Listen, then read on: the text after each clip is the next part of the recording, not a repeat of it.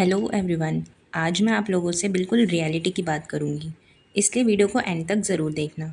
जो भी banking aspirants हैं, चाहे बिगनर्स हो या रिपीटर्स, सबके माइंड में एक ही क्वेश्चन होता है, करंट अफेयर्स कैसे प्रिपेयर करें। और सच बताऊं तो यहीं पर सबसे ज़्यादा स्टूडेंट्स मिस्टेक कर देते हैं।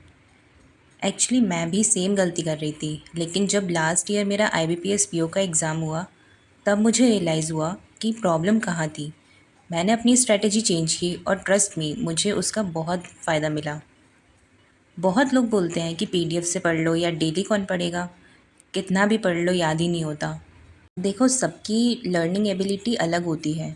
किसी को वीडियोस से समझ आता है, किसी को नोट से और किसी को PDF से। लेकिन एक बात समझ लो, जब सिलेबस में जनरल अवेयरनेस का सेक्शन इतना अच्छा वेटेज लेकर दिया गया है, तो उसको स्किप करके क्यों चलना।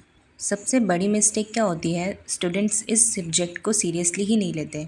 एग्ज़ाम पास आता है तब करंट अफेयर स्टार्ट करते हैं और फिर रिजल्ट सबके सामने होता है। बाकी सब्जेक्ट्स में मार्क्स आ जाते हैं, लेकिन जनरल अवेयरनेस की वजह से ही सिलेक्शन रुक जाता है।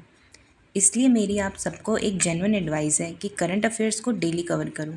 अगर एक दो दिन भी मिस हो जाए तो कवर कर लो, लेकिन वीक या मंथ्स के हिसाब से बैकलॉग मत होने दो। एक बात और, ऐसा नहीं होता है कि एग्ज़ाम में कुछ अजीब सा ही पूछ लेंगे या फिर 1 साल पुराना 2 साल पुराना। ऐसा नहीं होता है, बहुत ही रेयर केस होता है, या फिर एक दो एग्ज़ाम्स में ही ऐसा होता है जो बिल्कुल अलग ही लेवल का करंट अफेयर्स आता है या फिर जनरल अवेयर्स पूछी जाती है।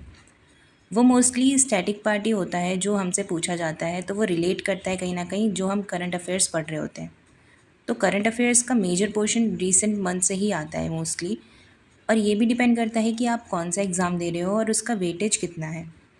तो अगर आप भी करंट अफेयर्स स्किप कर रहे हो, अभी भी टाइम है, स्टार्ट कर दो, वरना बाद में रिग्रेट होगा और यही मिस्टेक आपके सिलेक्शन को रोक सकती है।